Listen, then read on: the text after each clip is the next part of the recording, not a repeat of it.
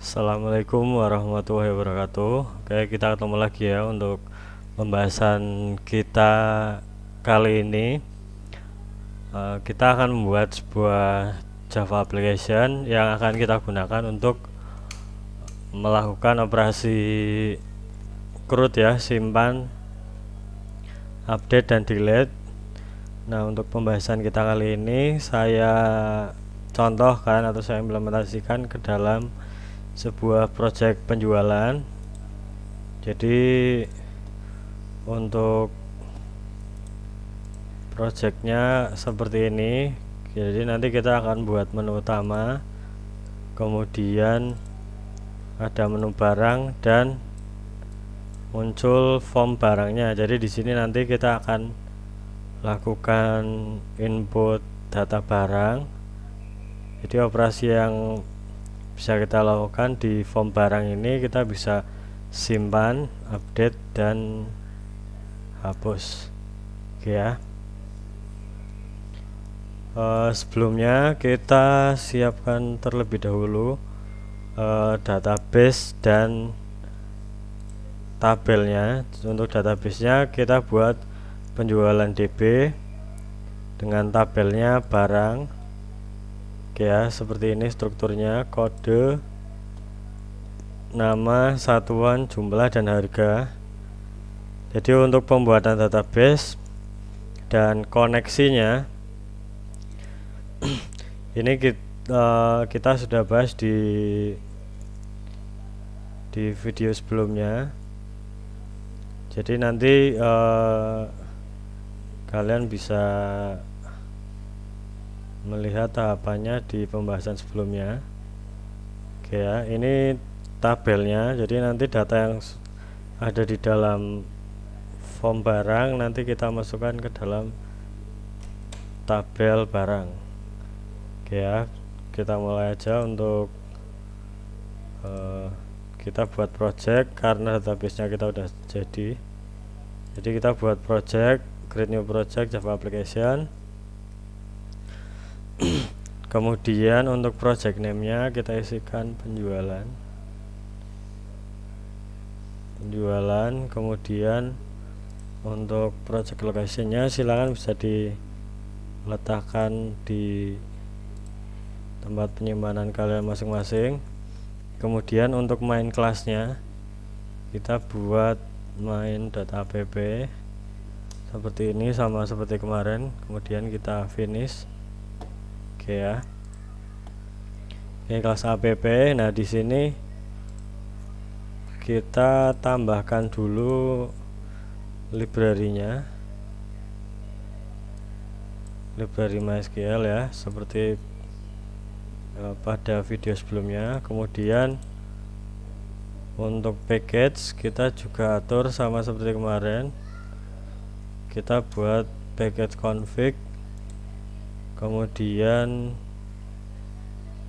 kita buat kelas di dalam package config dengan nama koneksi. Nah, seperti ini.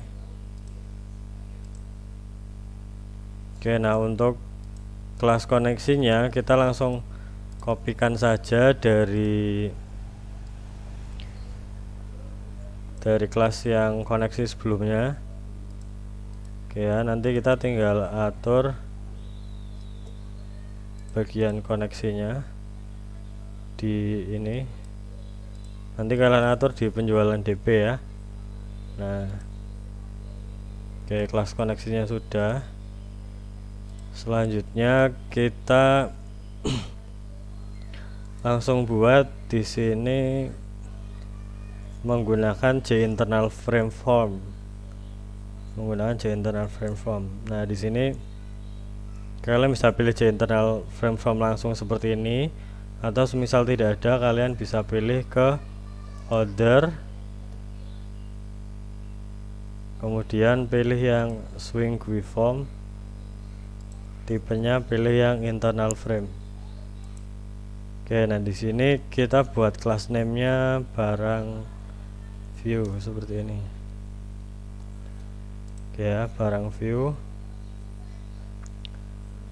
Untuk properties dari J internal frame ini berbeda dengan J frame, jadi propertiesnya dia lebih banyak. Ada close, kemudian econifable, maximizable, resizable. Nah di sini kita pilih yang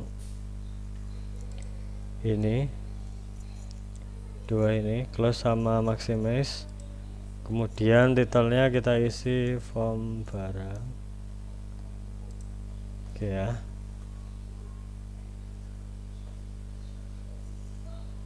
Nah untuk komponen yang kita butuhkan, kita bisa tambahkan label 5 label,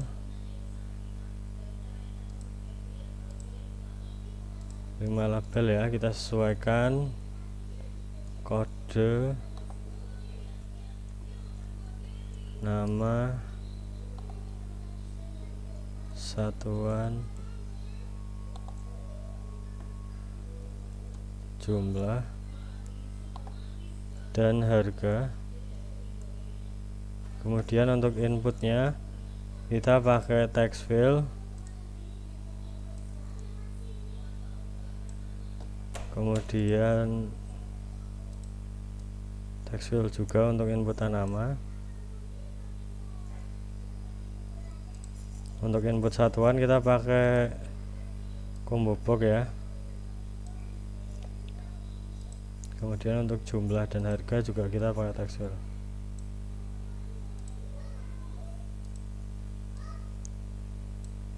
Nah untuk tombol kita tambahkan 3 tombol. Yang pertama untuk tombol baru, kemudian ada tombol simpan, dan ada tombol hapus.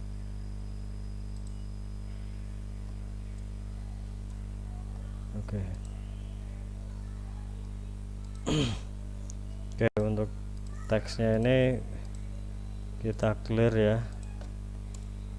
Kemudian untuk jumlah dan harga, posisi teksnya saya ganti 0 dan horizontal alignmentnya saya pilih yang right. Nah seperti ini. Oke ya. Kemudian untuk yang combo box satuan, saya ubah itemnya. Itu kalian bisa lakukan dengan cara klik combo kemudian pilih model. Nah di bagian ini kita ubah jadi seperti ini.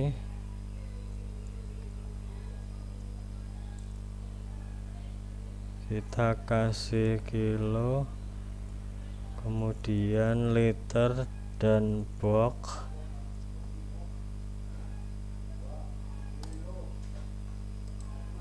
Oke ya, sebelum kita mulai ke bagian codingnya,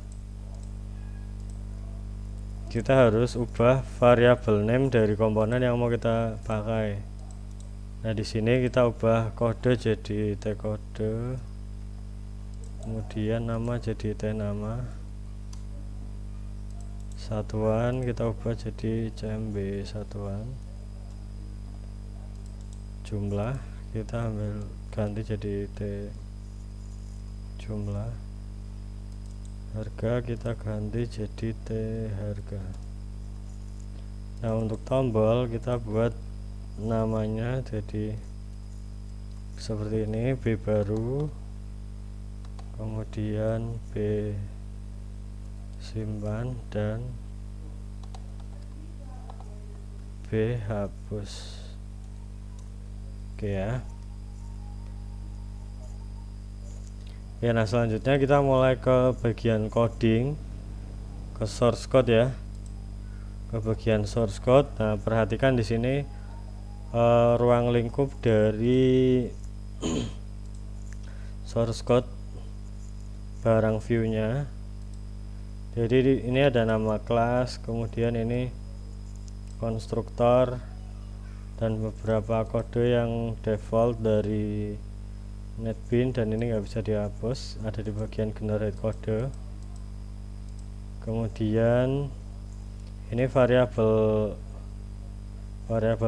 dari komponennya. Jadi ini do not modify ya tulisannya ya, jadi nggak bisa diubah.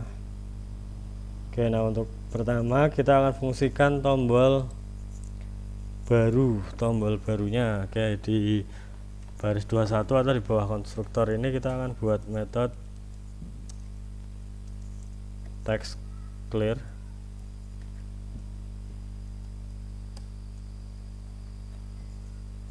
Ya, kita buat text clear seperti ini ya. Fungsinya ini untuk menghapus input yang ada di dalam komponen. Ini kita bisa panggil seperti ini, set text 0, kemudian nama, set text 0. Kemudian untuk kombonya kita set selected index 0, kita kembalikan ke index 0. Untuk t jumlah ini kita set text 0 juga, dan t harga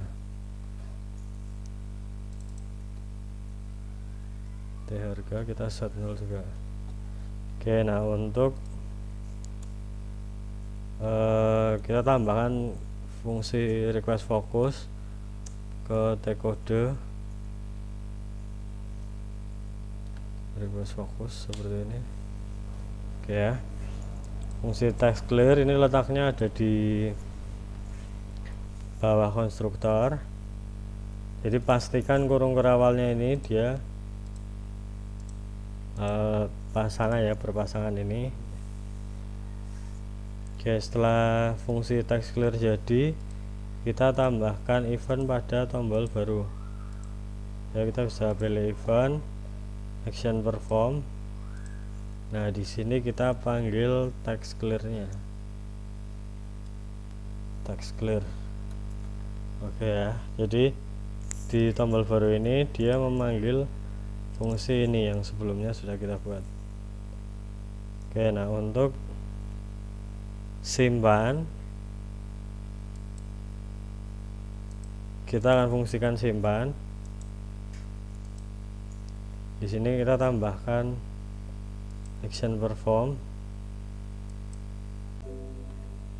Oke, untuk tombol simpan, oke ya, untuk source code di tombol simpan kita buat sebuah variabel dulu untuk menangkap nilai dari komponen yang ada di JFrame-nya. Oke ya, di sini pertama kita buat di sini nama get text, kemudian string kita convert dulu ke integer ya, seperti ini. Kita masukkan ke dalam fungsi integer parseIn ini untuk konversi ya, konversi dari string ke int. Nah, kemudian di sini kita panggil kelas koneksi. Oke ya, kita panggil kelas koneksi, kita deklarasikan dulu di sini untuk variabel koneksinya. Kemudian kita buat variabel untuk insert. Nah, SQL insert, di sini kita tambahkan kolomnya kode nama, satuan, jumlah, harga, value-nya di sini kita buat seperti ini, petik ya. Jadi di awal kita harus buat petiknya dulu untuk menampung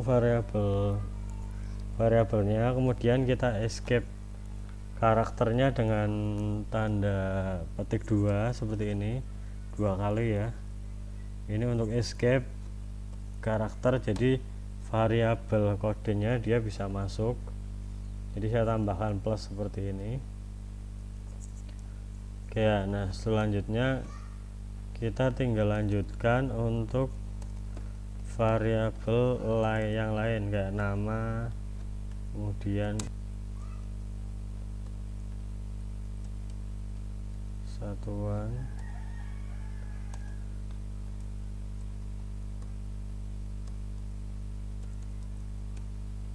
jumlah dan harga.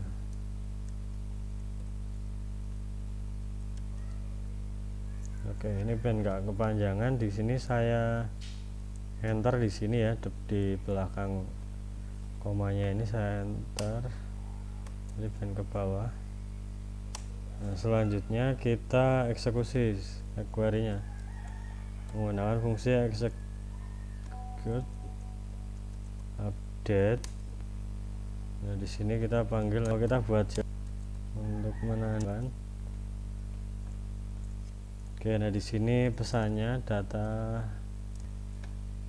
kemudian untuk titelnya informasi gitu ya. Oke, nah sisanya saya enter di sini biar kelihatan.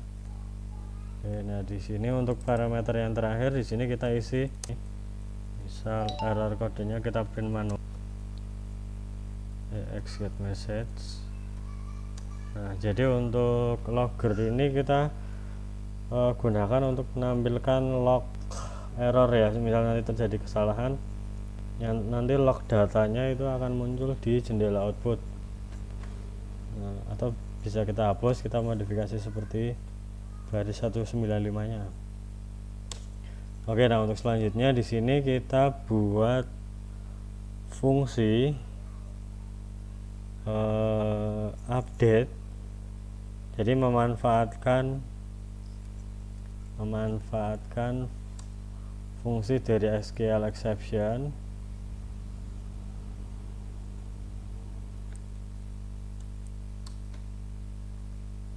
Jadi SQL exception dengan kode 1042 itu error dengan ID yang sama. Jadi ketika nanti input ID-nya sama, itu akan otomatis akan muncul perintah data ingin diubah atau tidak, seperti itu. Oke, nah di sini untuk try yang kedua atau yang try yang di dalamnya kita isi juga dengan tambahkan if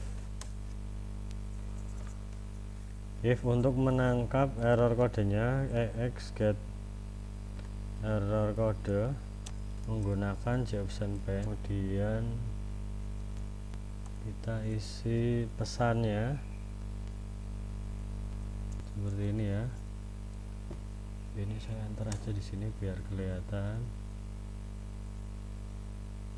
Tulis pesan apakah.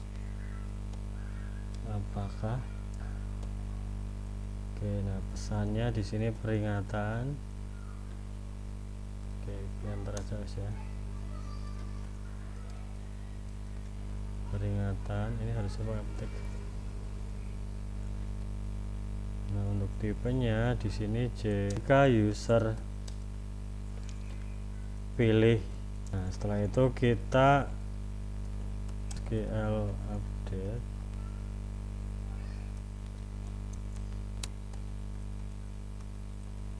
seperti ini ya, kode kemudian koma, nama,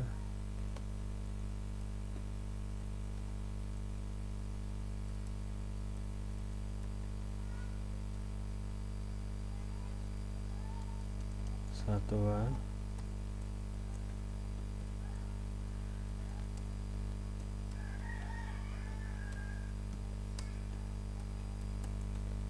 jumlah,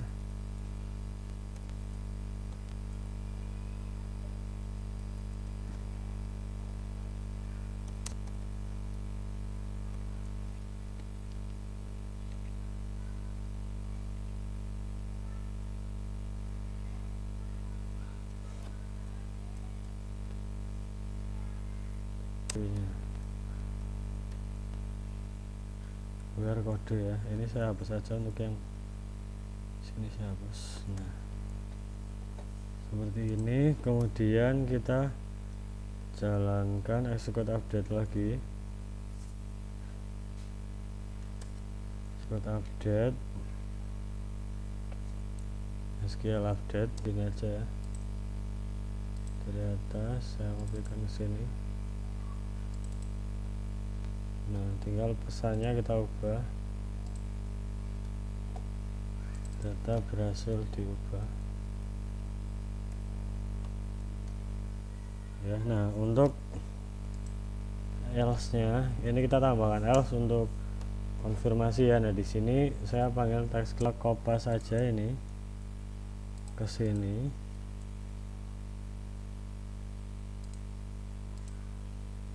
Ini kita ganti x1 atau bisa menambahkan ini untuk yang errornya ini kita panggil ini x1. Nah, seperti ini untuk tombol simpan. Kemudian untuk tombol hapus ya, ini klik kanan event action perform. Untuk tombol hapus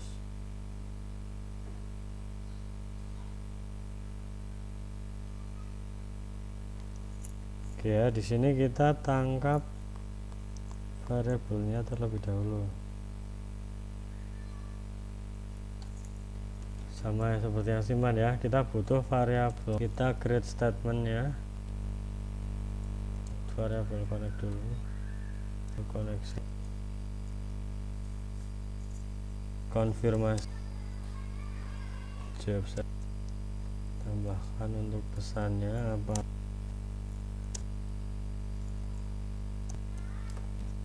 Nah, untuk titelnya di sini kita kasih konfirmasi.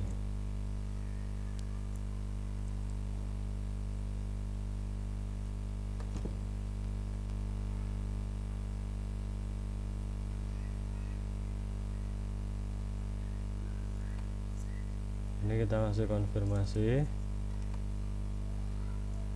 Untuk tipenya kita kasih yes no option, dan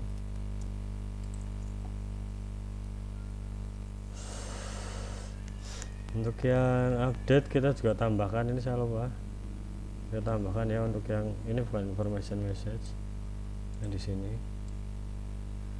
bukan warning ya, tapi kita kasih question juga biar sama. Kemudian kita kasih if informasi sama string SQL delete.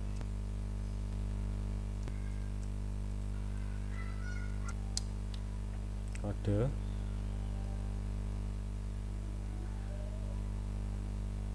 kemudian kita tutup dan petik seperti ini, petik 1 kemudian titik koma. Oke, nah untuk SQL delete kita juga menggunakan baru kasih nama menu view. Oke ya, nah kemudian kita kasih nama di propertinya menu utama gitu ya. Nah, selanjutnya kalian pilih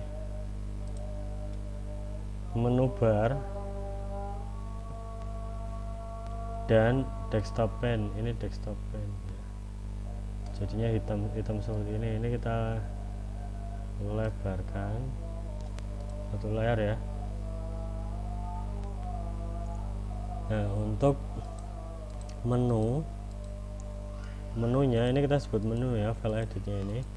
Untuk yang edit kita hapus saja.